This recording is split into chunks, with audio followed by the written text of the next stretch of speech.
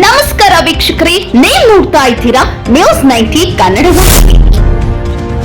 ಮಾನ್ವಿ ಪಟ್ಟಣದಲ್ಲಿ ಒಳ ಮೀಸಲಾತಿ ಕ್ರಾಂತಿಕಾರಿ ರಥಯಾತ್ರೆ ಮೇ 10ರಂದು ಬೆಳಗ್ಗೆ 10ಕ್ಕೆ TAPCMS ಆವರಣದಲ್ಲಿ ಕಾರ್ಯಕ್ರಮ. ಮಾದಿಗ ಎಂದು ನಮೂದಿಸುವಂತೆ ಮನವಿ. ಮಾದಿಗ ಜಾಗೃತಿ ಯುವ ವೇದಿಕೆಯಿಂದ ಆಯೋಜನೆ. ಕ್ರಮ ಸಂಖ್ಯೆ 61ರಲ್ಲಿ ಮಾದಿಗ ಎಂದು ಬರೆಸುವಂತೆ ರವಿ ವಕೀಲ ಮನವಿ. ರಾಜ್ಯದಲ್ಲಿ ಎಸ್ಸಿ ಜನಾಂಗದಲ್ಲಿ ಇರುವ ಜಾತಿವಾರು ಜನಗಣತಿ ಸಮೀಕ್ಷೆ ನಡೆಯಲಿದ್ದು, ಮಾನ್ವಿ ಹಾಗೂ ಸಿರವಾರ ತಾಲೂಕಿನ ಮಾದಿಗ ಜನಾಂಗದವರು ಸಮೀಕ್ಷೆ ವೇಳೆ ಕ್ರಮ ಸಂಖ್ಯೆ 61ರಲ್ಲಿ ಮಾದಿಗ ಸಮಾಜ ಎಂದು ನಮೂದಿಸಬೇಕು ಎಂದು ವಕೀಲ ಪಿ ರವಿಕುಮಾರ್ ವಕೀಲ ತಿಳಿಸಿದ್ದಾರೆ. ರಾಯಚೂರು ಜಿಲ್ಲೆಯ ಮಾನ್ವಿ ಪಟ್ಟಣದ ಪ್ರವಾಸಿ ಮಂದಿರದಲ್ಲಿ ಸುದ್ದಿಗೋಷ್ಠಿಯಲ್ಲಿ ಮಾತನಾಡಿ, ಒಳ ಮೀಸಲಾತಿಗಾಗಿ ಕ್ರಾಂತಿಕಾರಿ ರಥಯಾತ್ರೆಯು ಮೇ 10ರಂದು ಮಾನ್ವಿಗೆ ಆಗಮಿಸಲಿದ್ದು, ಅದ್ದೂರಿಯಾಗಿ ಸ್ವಾಗತದ ಜೊತೆಗೆ ಪಟ್ಟಣದ TAPCMS ಆವರಣದಲ್ಲಿ ಬೆಳಗ್ಗೆ 10 ಗಂಟೆಗೆ ನಡೆಯುವ ಜನ ಸಮೂಹಕ್ಕೆ ಹೆಚ್ಚಿನ ಸಂಖ್ಯೆಯಲ್ಲಿ ಬರಬೇಕು ಅಂತ ಕೋರಿದ್ರು. ಮಾದಿಗ ಜಾಗೃತಿ ಯುವ ವೇದಿಕೆಯಿಂದ ಮಾನ್ವಿ ತಾಲೂಕಿನ ಗ್ರಾಮೀಣ ಭಾಗದಲ್ಲಿ ಸಮುದಾಯದ ಜನರಿಗೆ ಮಾದಿಗೆ ಎಂದು ಬರೆಸಬೇಕು ಅಂತ ತಿಳಿಸಲಾಗ್ತಾ ಇದೆ. ಊರಿನ ಹಿರಿಯರು ಹಾಗೂ ಮುಖಂಡರು ಚಾಚು ತಪ್ಪದೆ ಪ್ರತಿ ಮನೆಗೆ ಸರ್ವೆ ಮಾಡಿಸುವ ಕೆಲಸ ಮಾಡಬೇಕು ಎಂದಿದ್ದಾರೆ. ನಿರಂತರ ಸುದ್ದಿಗಳಿಗಾಗಿ ನೋಡ್ತಾ ಇರಿ ನ್ಯೂಸ್ 90 ಕನ್ನಡ.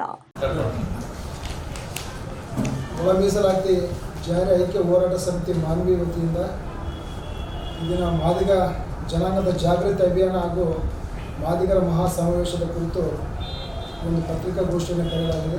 ಒಂದು ಪತ್ರಿಕಾಗೋಷ್ಠಿಯಲ್ಲಿ ಭಾಗವಹಿಸಿರ್ತಕ್ಕಂಥ ನಮ್ಮ ಮಾದಿಗ ಸಮುದಾಯದ ಎಲ್ಲ ಹಿರಿಯ ಮುಖಂಡರೇ ಹಾಗೂ ಪತ್ರಕರ್ತರು ಮತ್ತು ಮಾಧ್ಯಮದ ಸಹೋದರರು, ಈ ಪತ್ರಿಕಾಗೋಷ್ಠಿಯ ಮೂಲಕ ವಿನಂತಿಸಿಕೊಳ್ಳೋದೇನಂತ ಹೇಳಿದ್ರೆ, ಸುಮಾರು 30-35 ವರ್ಷಗಳ ಕಾಲ ಪರಿಶಿಷ್ಟ ಜಾತಿಯಲ್ಲಿ ಒಳ ಮೀಸಲಾತಿಯನ್ನು ನೀಡಬೇಕಂತೇಳಿ, ಒಳ ಮೀಸಲಾತಿಯನ್ನು ಕಲ್ಪಿಸಬೇಕಂತೇಳಿ ನಮ್ಮ ಹಿರಿಯರು ಅನೇಕ ರೀತಿಯ ಹೋರಾಟಗಳನ್ನು ಈ ಕರ್ನಾಟಕ ರಾಜ್ಯಾದ್ಯಂತ ಮಾಡಿರ್ತಕ್ಕಂಥದ್ದು ತಮಗೆ ಗೊತ್ತಿರ್ತಕ್ಕಂಥ ವಿಷಯ. ಈಗ ಆ 30-35 ವರ್ಷಗಳ ಹೋರಾಟದ ಪ್ರತಿಫಲವಾಗಿ ಈ ಕರ್ನಾಟಕ ಸರ್ಕಾರ ಇವತ್ತಿನಿಂದ ಪರಿಶಿಷ್ಟ ಜಾತಿಯ ಒಂದು ಜನಗಣತಿಯನ್ನು, ಅಂದರೆ ಒಟ್ಟಾರೆ ಜನಗಣತಿಯನ್ನು ಮಾಡ್ತಾ ಇದ್ದಾರೆ. ಅದರಲ್ಲಿ ವಿಶೇಷವಾಗಿ ಪರಿಶಿಷ್ಟ ಜಾತಿಯಲ್ಲಿರ್ತಕ್ಕಂಥ ಜಾತಿವಾರು ಗಣತಿಯನ್ನು ಇವತ್ತು ಪ್ರಾರಂಭ ಮಾಡಿದ್ದಾರೆ. ಇಂಥ ಒಂದು ಸಂದರ್ಭದಲ್ಲಿ ಇಡೀ ನಮ್ಮ ಮಾನ್ವಿ ತಾಲೂಕು, ಸಿರವಾರ ತಾಲೂಕು, ರಾಯಚೂರಿನ ಎಲ್ಲ ನಮ್ಮ ತಾಲೂಕಿನ ಮಾದಿಗ ಸಮಾಜದ ಬಂಧುಗಳು ಕಡ್ಡಾಯವಾಗಿ ಜಾತಿ ಗಣತಿ ಮಾಡತಕ್ಕಂಥ ಸಂದರ್ಭದಲ್ಲಿ ಗಣತಿದಾರರು ತಮ್ಮ ಮನೆ ಬಾಗಿಲಿಗೆ ಬಂದಾಗ ತಾವೆಲ್ಲರೂ ಕೂಡ ಕಡ್ಡಾಯವಾಗಿ ಮಾದಿಗ ಅಂತೇಳಿ ಬರೆಸ್ಬೇಕು. ಕ್ರಮ ಸಂಖ್ಯೆ 061 ಅಂದರೆ 61 ಕಡ್ಡಾಯವಾಗಿ ಮಾದಿಗ ಅಂತ ಬರೆಸೋದ್ರಿಂದ ಇವತ್ತೇನು ಗೊಂದಲದಲ್ಲಿರ್ತಕ್ಕಂಥ ಜಾತಿಯ ಒಂದು ಜನಸಂಖ್ಯೆ ಸ್ಪಷ್ಟವಾಗಿ ಗೊತ್ತಾಗ್ತದೆ. ಈ ಕರ್ನಾಟಕ ರಾಜ್ಯದಲ್ಲಿ ಮಾದಿಗ ಜನಸಂಖ್ಯೆ ಎಷ್ಟಿದೆ ಅಂತಂತೇಳಿ ಸ್ಪಷ್ಟವಾಗಿ ಗೊತ್ತಾಗ್ತದೆ. ಹಾಗಾಗಿ ಆ ಜನಸಂಖ್ಯೆ ಜಾಸ್ತಿ ಆಗೋದರಿಂದ ನಮಗೆ ಮೀಸಲಾತಿ ಪ್ರಮಾಣ ಮತ್ತು ಸೌಲಭ್ಯಗಳು ಜಾಸ್ತಿ ಆಗ್ತವೆ. ಆ ಕಾರಣಕ್ಕೋಸ್ಕರ ಇವತ್ತೇನು ಮೀಸಲಾತಿಯಿಂದ ವಂಚಿತರಾಗಿದ್ದೀವಿ, ಸೌಲಭ್ಯಗಳಿಂದ ವಂಚಿತರಾಗಿದ್ದೀವಲ್ಲ, ಈಗ ಒಂದು ಅದಕ್ಕೆ ಅಂತ್ಯ ಒಂದು ಕಾಲ ಈ ಸಂದರ್ಭದಲ್ಲಿ ಕೂಡಿ ಬಂದಿರತಕ್ಕಂಥದ್ದು. ಹಾಗಾಗಿ ಮಾದಿಗ ಜನಾಂಗದ ಎಲ್ಲ ಬಂಧುಗಳು ತಮ್ಮಲ್ಲಿ ಕೈ ಮುಗಿದು ವಿನಂತಿ ಮಾಡ್ಕೊಳ್ತಾ ಇದ್ದೀವಿ, ತಮಗೆ ಯಾವುದೇ ಕೆಲಸ ಕಾರ್ಯಗಳು ಏನಾದರೂ ಇದ್ದರೂ ಕೂಡ ಎಲ್ಲವನ್ನು ಬದಿಗೊತ್ತಿ ತಾವೆಲ್ಲರೂ ಕೂಡ ಕಡ್ಡಾಯವಾಗಿ ಗಣತಿದಾರರು ತಮ್ಮ ಮನೆ ಬಾಗಿಲಿಗೆ ಬಂದಾಗ ಮಾದಿಗ ಅಂತಲೇ ಬರೆಸ್ಬೇಕಂತೇಳಿ ಈ ಒಂದು ಪತ್ರಿಕಾಗೋಷ್ಠಿಯ ಮೂಲಕ ಹೇಳ್ತಾ ಇದ್ದೀವಿ. ಅದರ ಜೊತೆಗೆ ಇಡೀ ಕರ್ನಾಟಕ ರಾಜ್ಯಾದ್ಯಂತ ಇವತ್ತು ಕ್ರಾಂತಿಕಾರಿ ರಥಯಾತ್ರೆ ಇವತ್ತು ಸಂಚರಿಸ್ತಾ ಇದ್ದಾರೆ. ಯಾಕಂತೇಳಿದ್ರೆ ಮಾದಿಗರಿಗೆ ಜಾಗೃತಿ ಮೂಡಿಸಬೇಕು, ಜಾತಿ ಗಣತಿಯಲ್ಲಿ ಮಾದಿಗ ಅಂತ ಬರೆಸಬೇಕು. ಅದರ ಜೊತೆಗೆ ಈಗಾಗಲೇ ಸಚಿವ ಸಂಪುಟದಲ್ಲಿ ತೀರ್ಮಾನ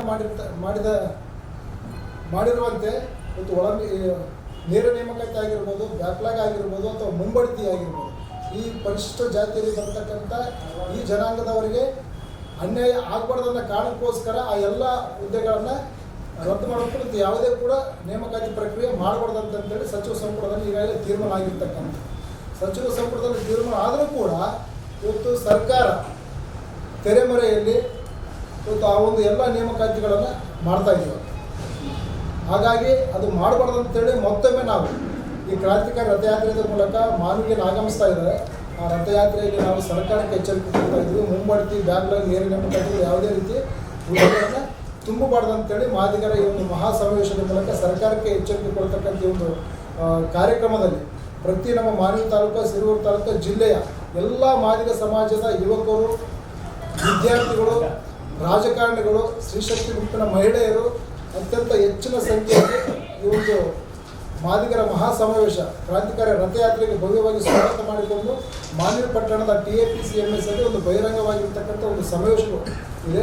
ಹಾಗಾಗಿ ತಾವೆಲ್ಲರೂ ಮಾದಿಗ ಸಮಾಜದ ಬಂಧುಗಳು ಈ ಒಂದು ಸಮಾವೇಶದಲ್ಲಿ ಪಾಲ್ಗೊಳ್ಳುವ ಮೂಲಕ ಸರ್ಕಾರಕ್ಕೆ ಎಚ್ಚರಿಕೆ ಕೊಡುವ ಮೂಲಕ ನಮ್ಮ ಮಾದಿಗರ ಒಗ್ಗಟ್ಟನ್ನು ಪ್ರದರ್ಶನ ಮಾಡುವಂಥ ಒಂದು ಕಾರ್ಯಕ್ರಮ ಆಗಿರೋದ್ರಿಂದ ತಾವೆಲ್ಲರೂ ಹೆಚ್ಚಿನ ಸಂಖ್ಯೆಯಲ್ಲಿ ಈ ಒಂದು ಸಮಾವೇಶಕ್ಕೆ ಬಂದು ಭಾಗವಹಿಸಿ ಯಶಸ್ವಿಗೊಳಿಸಬೇಕು. ಜೊತೆಗೆ ಮತ್ತೊಂದು ಸಾರಿ ಗಣಿತದಾರರು ತಮ್ಮ ಮನೆ ಬಾಗಿಲಿಗೆ ಬರ್ತಕ್ಕಂಥ ತಮ್ಮ ಓಣಿಗಳಲ್ಲಿ ತಮ್ಮ ಕಾಲೋನಿಗಳಿಗೆ ಬರ್ತಕ್ಕಂಥ ಸಂದರ್ಭದಲ್ಲಿ ಅವ್ರನ್ನ ಗಣಿತದಾರರನ್ನ ಆತ್ಮೀಯವಾಗಿ ಸ್ವಾಗತಿಸಿಕೊಂಡು ಅವರೆಲ್ಲರೂ ಕಡ್ಡಾಯವಾಗಿ ಮಾದಿಗಂತಲೇ ಬರೆಸ್ಬೇಕಂತೇಳಿ ಈ ಒಂದು ಪತ್ರಿಕಾಗೋಷ್ಠಿಯ ಮೂಲಕ ಸಮಸ್ತ ನಮ್ಮ ತಾಲೂಕಿನ ಸಿಲ್ವರ್ ತಾಲೂಕಿನ ಜಿಲ್ಲೆಯ ಜನತೆ ಮಾದಿಗ ಜನಾಂಗದಲ್ಲಿ ನಾವು ವಿನಂತಿಯನ್ನು ಮಾಡ್ಕೊಳ್ತಾ ಇದ್ದೀವಿ. ಆತ್ಮೀಯ ದೃಶ್ಯ ಮಾಧ್ಯಮದ ಮತ್ತು ಪತ್ರಕರ್ತ ಮಾಧ್ಯಮದ ಎಲ್ಲ ಸ್ನೇಹಿತರಿಗೆ ತುಂಬುವುದಾದ ಸ್ವಾಗತವನ್ನು ವಹಿಸುತ್ತಾ ಈ ಒಂದು ಪತ್ರಿಕಾಗೋಷ್ಠಿಯಲ್ಲಿ ಭಾಗವಹಿಸಿರ್ತಕ್ಕಂಥ ಎಲ್ಲ ಒಳ ಮೀಸಲಾತಿ ಐಕ್ಯ ಹೋರಾಟ ಸಮಿತಿಯ ಎಲ್ಲ ಹಿರಿಯರಿಗೆ ವಂದಿಸುತ್ತಾ ಈಗಾಗಲೇ ನಮ್ಮ ಪಿ ರವಿಕುಮಾರ್ ವಕೀಲರು ಹೇಳಿದಂಗೆ ಕಳೆದ 3.5 ದಶಕಗಳಿಂದ ಪರಿಶಿಷ್ಟ ಜಾತಿಯಲ್ಲಿ ಒಳ ಮೀಸಲಾತಿಯನ್ನು ಜಾರಿಗೆ ಮಾಡಬೇಕಂತೇಳಿ ಪಕ್ಕದ ಆಂಧ್ರ ಪ್ರದೇಶ, ತೆಲಂಗಾಣ ಮತ್ತು ಕರ್ನಾಟಕದಲ್ಲಿ ಭಾಳ ದೊಡ್ಡ ಸುದೀರ್ಘವಾಗಿರ್ತಕ್ಕಂಥ ಹೋರಾಟ ನಡೆದಿದೆ.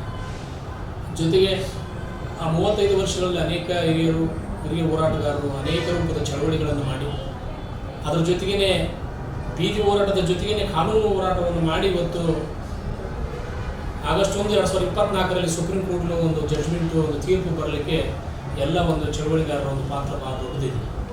ಹಾಗಾಗಿ ಆ ಸುಪ್ರೀಂ ಕೋರ್ಟ್ ಆದೇಶದಂತೆ ಸರ್ಕಾರ ಒಳ ಮೀಸಲಾತಿಯನ್ನು ತೆಲಂಗಾಣ ತನ್ನ ಮಾತು ಕೊಟ್ಟಂತೆ ಆಂಧ್ರ ಪ್ರದೇಶದಲ್ಲಿ ಈಗಾಗಲೇ ಅಧಿಕೃತವಾಗಿ ಜಾರಿಯಾಗಿರ್ತಕ್ಕಂಥದ್ದು. ವಿಶೇಷವಾಗಿ ಕರ್ನಾಟಕದಲ್ಲಿ ಕೂಡ ಭಾಳ ದೊಡ್ಡ 35 ವರ್ಷದ ಹೋರಾಟ ನಡೀತಾ ಇದೆ. ಇಲ್ಲಿ ಪರಿಶಿಷ್ಟ ಜಾತಿಯಲ್ಲಿ ಈಗಾಗಲೇ ನ್ಯಾಯಮೂರ್ತಿ ಸದಾಶಿವರವರ ಒಂದು ಸಮೀಕ್ಷೆ ಕೂಡ ಇದೆ, ಕಾಂತರಾಜವರದವರ ಸಮೀಕ್ಷೆ ಕೂಡ ಇದೆ, ಹಿಂದೆ 2011ರ ಜನಗಣತಿ ಸಮೀಕ್ಷೆ ಕೂಡ ಇದೆ.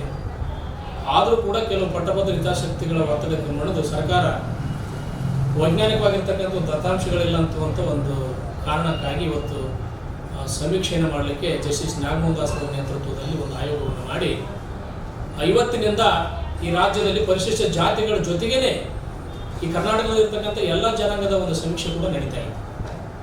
ಇಲ್ಲಿ ಸಾಮಾಜಿಕ, ಶೈಕ್ಷಣಿಕ, ರಾಜಕೀಯ ಮತ್ತು ಆರ್ಥಿಕವಾಗಿ ಪರಿಶಿಷ್ಟ ಜಾತಿಯಲ್ಲಿ ಸಮೀಕ್ಷೆ ನಡೀತಾ ಇದೆ. ಆ ದತ್ತಾಂಶಗಳನ್ನು ಸಂಗ್ರಹಿಸ್ತಕ್ಕಂಥ ಕೆಲಸ ಇವತ್ತಿನಿಂದ ಪ್ರಾರಂಭವಾಗಿದೆ.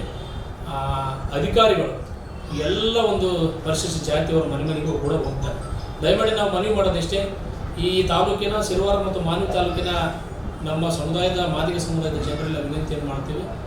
ನೀವು AK, AD ಮತ್ತು ಆದಿ ಆಂಧ್ರ ಜೊತೆಗೆ ಹರಿಜನ್ ಅಂತಕ್ಕಂಥ ಪದಗಳನ್ನು ಬಳಸಲಾರ್ದೇ ನಿಮ್ಮ ಕ್ರಮ ಸಂಖ್ಯೆ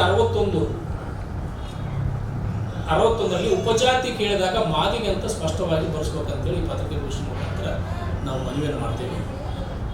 ಜೊತೆಗೆ ಈಗ ಇದರ ಅಂಗವಾಗಿ ಸರ್ಕಾರ ಹೊತ್ತು ನಮ್ಮ ಮಾತು ಕೊಟ್ಟಿದ್ದು ಸುಪ್ರೀಂ ಕೋರ್ಟ್ ಜಡ್ಜ್ಮೆಂಟ್ ಬಂದ ಮೇಲೆ ನಮ್ಮೆಲ್ಲ ಹಿರಿಯರು ಹೋರಾಟ ಮಾಡಿ ಅವರು ಮುಖ್ಯಮಂತ್ರಿಗಳನ್ನು ಭೇಟಿಯಾದಾಗ ನಾವು ಒಳ ಮೀಸಲಾತಿ ಜಾರಿ ಆಗುವವರೆಗೆ ಯಾವುದೇ ಸರ್ಕಾರ ಹುದ್ದೆಗಳನ್ನು ತುಂಬಂಗಿಲ್ಲ, ಬಡ್ತಿ ಮೀಸಲಾತಿಯನ್ನು ಕೊಡೋಂಗಿಲ್ಲ, ಆಮೇಲೆ ಬ್ಯಾಕ್ಲಾಗ್ ಕೂಡ ತುಂಬಂಗಿಲ್ಲ ಅಂತ ಒಂದು ಸಚಿವ ಸಂಪುಟದ ತೀರ್ಮಾನ ಆಗಿದೆ.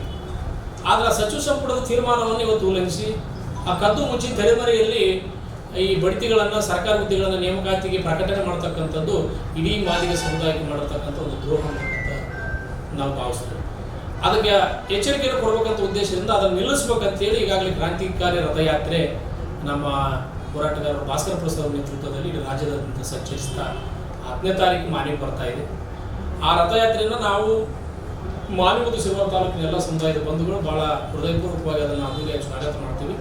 ಜೊತೆಗೆ 10ನೇ ತಾರೀಕಿಗೆ TAPMS ಮೈದಾನ ಮಾನ್ವಿ ಪಟ್ಟಣದಲ್ಲಿ ಮಾದಿಗರ ಒಂದು ಒಗ್ಗಟ್ಟನ್ನು ಪ್ರದರ್ಶನ ಮಾಡಬೇಕು. ಜೊತೆಗೆ ಈ ಸರ್ಕಾರಕ್ಕೆ ಬಡ್ತಿಯನ್ನು ನಿಲ್ಲಿಸಬೇಕು, ಸರ್ಕಾರಿ ಹುದ್ದೆಗಳನ್ನು ನಿಲ್ಲಿಸಬೇಕು, ಬ್ಯಾಕ್ಲಾಗ್ ಹುದ್ದೆಗಳನ್ನು ತುಂಬಬಾರದು ಅನ್ನುವಂಥ ಒಂದು ಒತ್ತಡವನ್ನು ಹಾಕಲಿಕ್ಕೆ, ಒಂದು ಎಚ್ಚರಿಕೆಯನ್ನು ಕೊಡಲಿಕ್ಕೆ ನಮ್ಮೆಲ್ಲ ಒಂದು ಮಾದಿಗ ಸಮುದಾಯದ ಐಕ್ಯ ಹೋರಾಟ ಸಮಿತಿಯಿಂದ ಒಂದು ದೊಡ್ಡ ಮಟ್ಟದ ಸಮಾವೇಶ ನಡೀತಿದೆ. ಈ ಸಮಾವೇಶದಲ್ಲಿ ನಮ್ಮ ಸಿರುವಾರ ಮತ್ತು ಮಾನ್ವಿ ತಾಲೂಕಿನ ಎಲ್ಲ ಸಮುದಾಯದ ಬಂಧುಗಳು, ಯುವಕರು, ವಿದ್ಯಾರ್ಥಿಗಳು, ಮಹಿಳೆಯರು, ರಾಜಕಾರಣಿಗಳು, ಸಂಘಟನೆಗಳ ಮುಖಂಡರು ಯಾವುದೇ ಒಂದು ಪಕ್ಷಾತೀತವಾಗಿ ತಮ್ಮ ಪಕ್ಷಭೇದಗಳನ್ನು ಮರೆತಿರುವಂತಹ ಸಮಾವೇಶದಲ್ಲಿ ಭಾಗವಹಿಸಬೇಕು.